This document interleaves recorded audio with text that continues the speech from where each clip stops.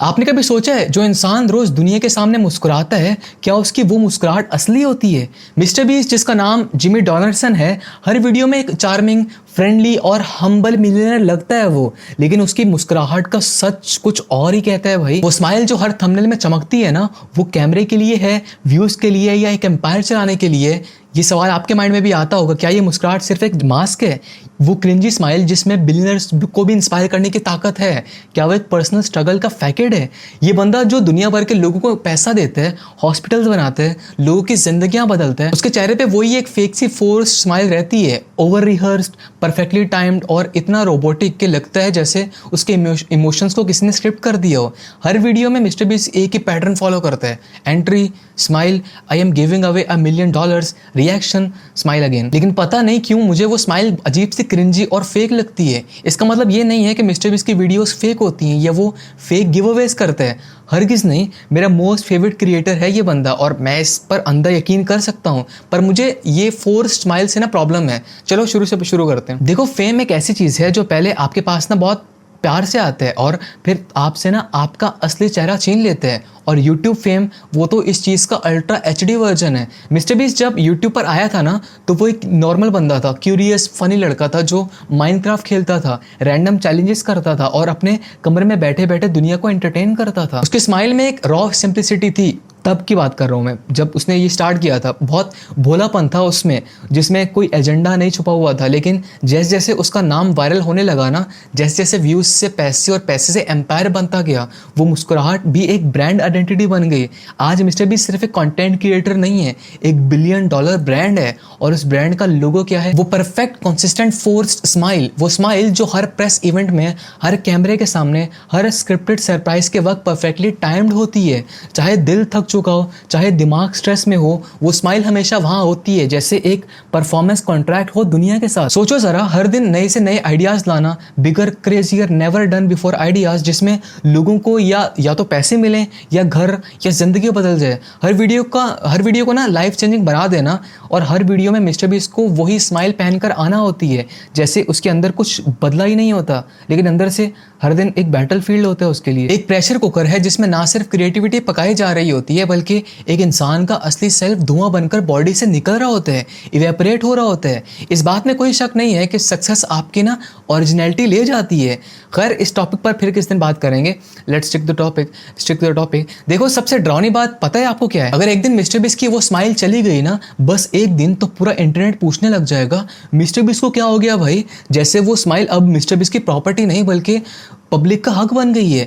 यही वो toxic loop है जहां फेम इंसान को कंज्यूम करते हैं, जहां अप्लॉज सिर्फ तब तक है जब तक आप परफॉर्म कर रहे हो। और इस परफॉर्मेंस के बीच मिस्टर बीस्ट शायद कब का खो चुके हैं। वो भी उन्हीं लोगों में से हो सकता है जो दुनिया के लिए मोस्ट लव्ड है, लेकिन अपने लिए सबसे ज्यादा लोनली और ब्रोकन। अब जरा बिजनेस एंगल से देखें, मिस्टर बीस्ट का हर एक्सप्रेशन एक ब्रांड स्ट्रेटेजी का पार्ट है। उसकी स्माइल एक प्रोडक्ट है और हर स्माइल में पॉजिटिविटी है, इंगेजमेंट है और वायरलिटी का फॉर्मूला छुपा हुआ है। उसकी वीडियोस का मेन एलिमेंट ही वो फील गुड फोर्स एक्सप्रेशन है। लेकिन जब आप बार बार वही एक्सप्रेशन रिपीट करते हो ना, तो असली इमोशंस का खून होता रहता है। स्माइल बन गई है उसकी USP। अगर मिस्टर बीस्ट एंग्री या टायर्ड दिखे तो लोग वीडियो छोड़ देंगे उसकी देखना। तो स्माइल को मेंटेन करने के लिए मिस्टर बीस्ट को अपनी फीलिंग्स को सप्रेस करना पड़ता है, मारना पड़ता है। If my mental health was a priority, I wouldn't be as successful as I am. I mean, that's just like a sad fact. Like, I obviously never would have buried myself alive for 7 days of solitary, 7 days on a desert island, 7 days, blah, blah, blah. Being able to consistently suffer over long periods is like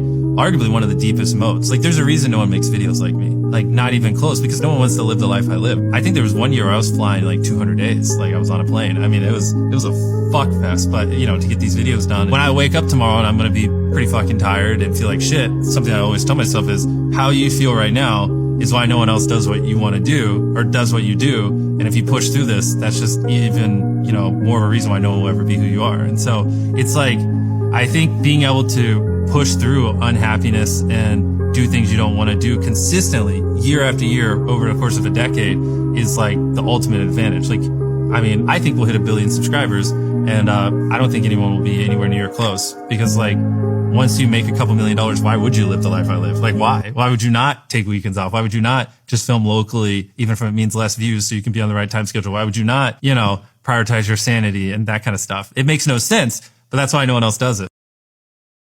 एक वक्त आता है जब बंदा कैमरे के लिए ना जीता है और उसके असली इमोशंस, डिप्रेशन, एंजाइटी सब कैमरे के पीछे छुप जाते हैं और तब वो स्माइल एक इवल ट्रुथ बन जाती है। जिंदगी के कुछ दर्द ऐसे होते हैं जो ना पोस्ट में लिखे जाते हैं, ना थंबनेल्स में दिखाए जाते हैं, वो सिर्फ अंदर ही अंदर जिए जाते हैं। मिस्टर बीस्ट जिसे दुनिया एक अनस्टॉपेबल चीयरफुल कंटेंट मशीन समझती है, उसके पीछे भी एक इंसान है, एक ऐसा इंसान जो अंदर से टूट कर भी दुनिया को जोड़ने की कोशिश में लगा रहता है। उसने कई बार इंटरव्यूज में कैजुअली मेंशन किया है कि उससे क्रॉन्स डिजीज है, बहुत गंदी बीमारी है ये, एक ऐसी क्रॉनिक इलनेस जो कभी भी बॉडी को एक हेलिश मोड में डाल सकती है।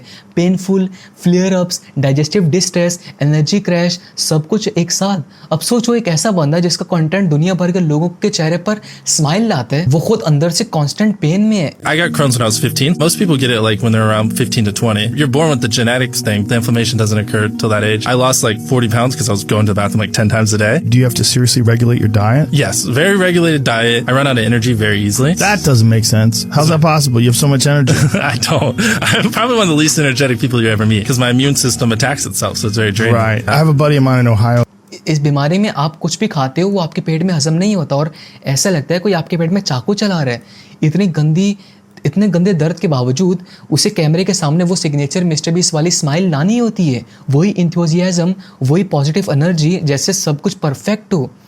ये सब डेडिकेशन है भाई, सिर्फ डेडिकेशन नहीं है, ये सब मैं पहले बता दूं, ये एक इमोशनल बर्डन है। मिस्टर बीस्ट के दोस्त से जब इंटरव्यूज में पूछा गया ना तो उन्होंने कहा कि जिमी आका मिस्टर बीस्ट इमोशनली डिस्टेंट है, वो हर टाइम एक साइकिल में फंसा होता है। Shoot, plan, edit, smile, repeat. Personal connections, deep friendships या नॉर्मल ह्यूमन वल्नरेबिलिटी के लिए उसके पास टाइम नहीं होता और शायद कैपेसिटी भी नहीं है। उसका हर दिन एक प्रोजेक्ट होता है, हर इंटरेक्शन एक परफॉर्मेंस होती है। और जब आप दुनिया के लिए इंस्पिरेशन बन जाते हो ना, तब आपको अपना दर्द भी केयरफुली क्यूरेट करना पड़ता है। डिप्रेशन को भी एक मोटिवेशनल स्टोरी बनाकर सुनाना पड़ता है। क्यों? क्योंकि पब्लिक को सिर्फ होपफुल एंडिंग्स चाहिए होती हैं, होपफुल एंडिंग्स। वो सैड एंडिंग्स नहीं सुनना चाहती। कोई नहीं सुनता जब आप कहते हो मैं ठीक नहीं हूँ, आज थोड़ा मुझे पेन है।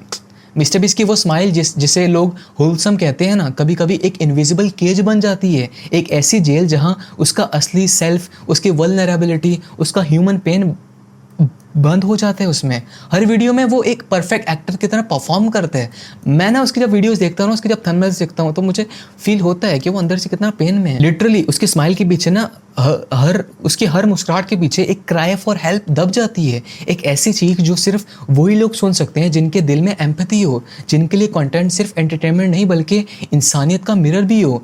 मिस्टर बीस्ट तो दुनिया को दे रहा है मिलियंस ऑफ स्माइल्स, लेकिन अपने लिए एक भी रियल पीसफुल मोमेंट मुश्किल से मिलता होगा उसे। I agree. इसीलिए सक्सेसफुल लोग कहते हैं कि अगर आपको सक्सेसफुल होना है तो अपने इमोशंस और फीलिंग्स को खत्म करना होगा, और मिस्टर बीस्ट इसकी रियल एग्जांपल है। You're crazy until you're successful. Then you're a genius. क्योंकि ये बात सच है कि हमारी सोसाइटी को ना सिर्फ हैप्पी फेसेस चाहिए। सैडनेस, लोनलीनेस या रियल इमोशंस वायरल नहीं होते। मिस्टर बीस्ट इस सिस्टम का रिजल्ट है जहां एल्गोरिथम सिर्फ वही लोग प्रमोट करता है जो स्माइल करते हैं, लाउड रिएक्शंस देते हैं और 10 मिनट के अंदर अंदर इमोशंस का सर्कस देते हैं।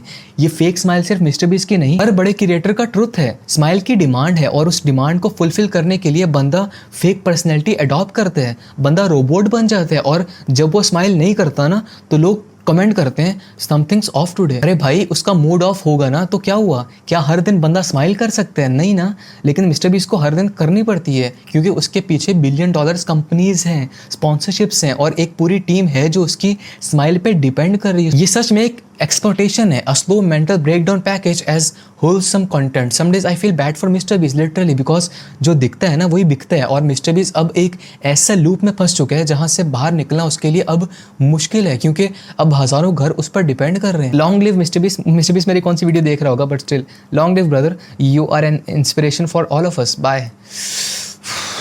कुछ कहना हुआ तो आप सब मुझे कमेंट्स में बता सकते हो, ठीक है? बाय।